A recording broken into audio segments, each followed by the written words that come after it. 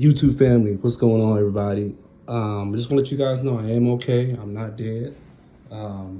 Nothing drastic has happened to where um, I'm not able to drop content. Um, you know, sometimes we get caught up in the roller coaster of life, and we drop off, and but thank God we can come back and we can get back right back on the ride. So, first of all, I owe you guys an apology. I just want to tell you guys I am sorry. I apologize. I've let you guys hanging. I ain't said nothing. I ain't been posting anything. And you know what? That's very unbecoming of me. And you know what? I'm going to get right back on it with some more content, some more information, things that you didn't know, and things that'll make you go, wow, I never would have thought that. So I'm going to read you a couple pages out of this book, When the World Was Black, The Untold History of the World's First Civilizations, Part 2, Ancient Civilizations. Okay, this book focuses on ancient civilizations.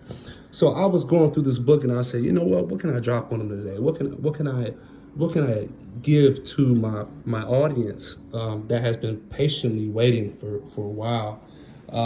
You know what?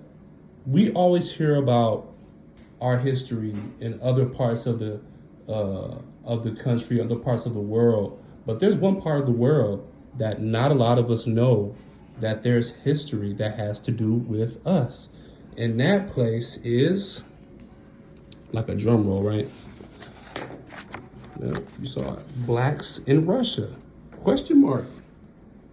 Were there black civilizations in Russia or a black civilization in Russia? Well, a lot of us don't know. I didn't know, but you're going to find out right now. So go ahead and let's go down this rabbit hole together, okay? Blacks in Russia. There was once an ancient civilization in the state of Georgia known for its black people. No, I mean the other Georgia. The one in southeastern Europe, right between the Caucasus Mountains and the coast of the Black Sea in southern Russia. You wouldn't think there were ever any black people there, right? Wrong. There, the state of Georgia and Russia as a whole owes much of its heritage to an important ancient kingdom known as Colchis. It would seem natural, local historian Cyril Tomanov says, to seek the beginnings of Georgian social history in Colchis, the earliest Georgian formation. Who were the Colchians? And I apologize if I'm butchering. I probably am butchering it, but you know what I'm talking about. Established after several centuries of consolidation between bands of people, these people had lived in the area since, as local poet Vladimir Angab notes, time immemorial. The Colchians became known for their agriculture, their metallurgy, their linens, and their thriving trade networks. The Colchians were black people, and there's picture evidence on the next page, so don't you worry about that. When 5th century historian Herodotus described them in Book 2, chapter 104 of his histories, he observed, quote, "It is undoubtedly a fact that the Colchians are of Egyptian descent. I noticed this myself before I heard anyone else mention it. My own idea on the subject was based first on the fact that they have black skins and woolly hair." Around the same time, the Greek poet Pindar described Jason and the Argonauts having fought dark-skinned Colchians as late as 400 AD. Church fathers St. Jerome and Sophronius referred to Colchis as the second Ethiopia. That is extremely important. The second Ethiopia because of its black population. But where did these people come from? Herodotus said that the Colchians, the Egyptians, and the Ethiopians are the only races from ancient times have practiced circumcision. Who else practiced circumcision? The Jews. A custom which he claims the Colchians inherited from remnants of the army of Pharaoh Sesostris. These people were said to have been left behind after Sesostris led a black army northward through Syria and Turkey, all the way to Kochis, through the southern Balkan to Greece, returning home the same way. On the other hand, the Caucasian myths known as the Nart Sagas, which date back several thousand years, say that a band of black-skinned horsemen equipped with bows and arrows escorted the ancestors of those who would settle the Caucasus Mountains and make a permanent residence there. The legends say most of these black warrior returned home, but some remained.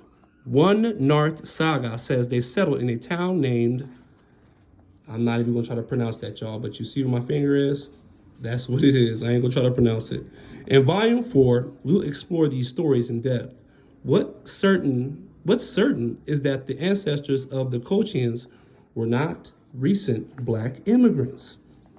They were certainly not deposited there by the slave trade, as white scholars often assert about black people found in places they aren't expected to be found, like southern Russia.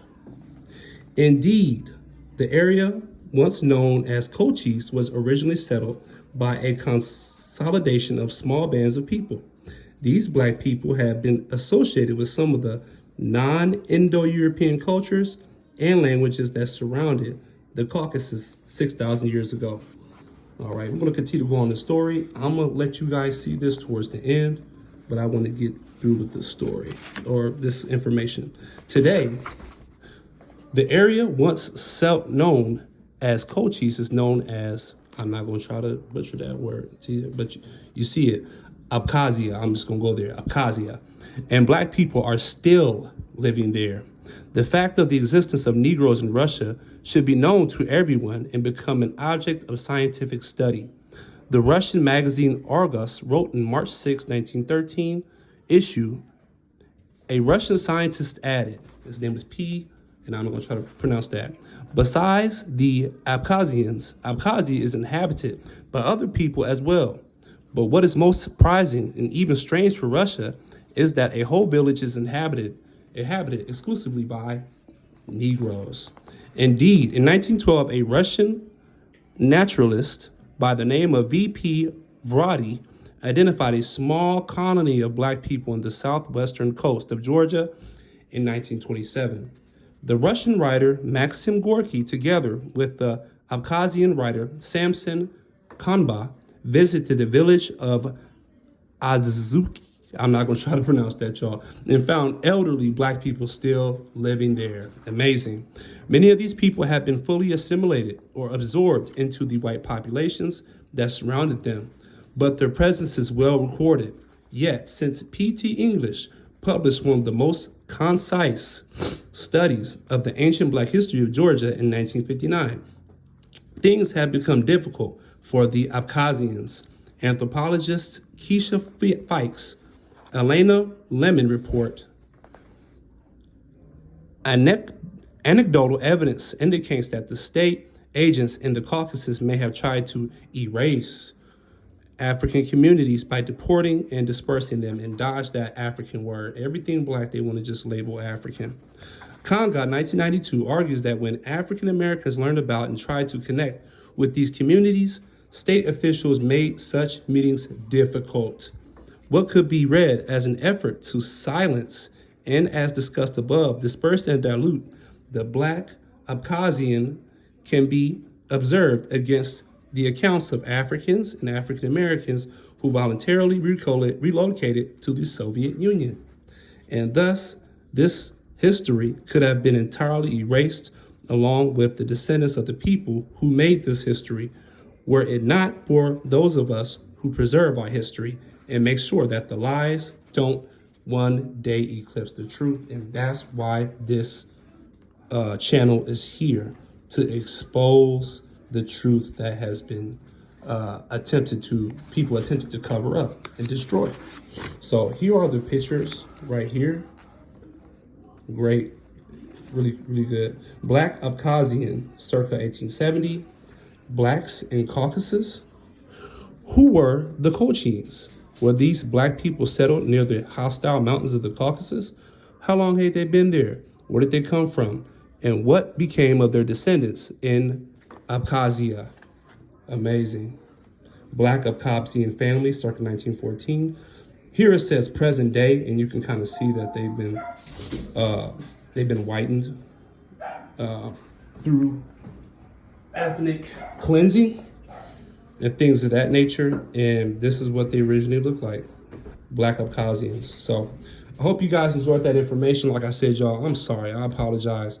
We'll be dropping more consistently, all right? If not daily, every other day, I'm going to give you guys something, okay? So like I said again, I apologize, but your boy is back. It's your favorite black guy from Nebraska. I'm out. Peace.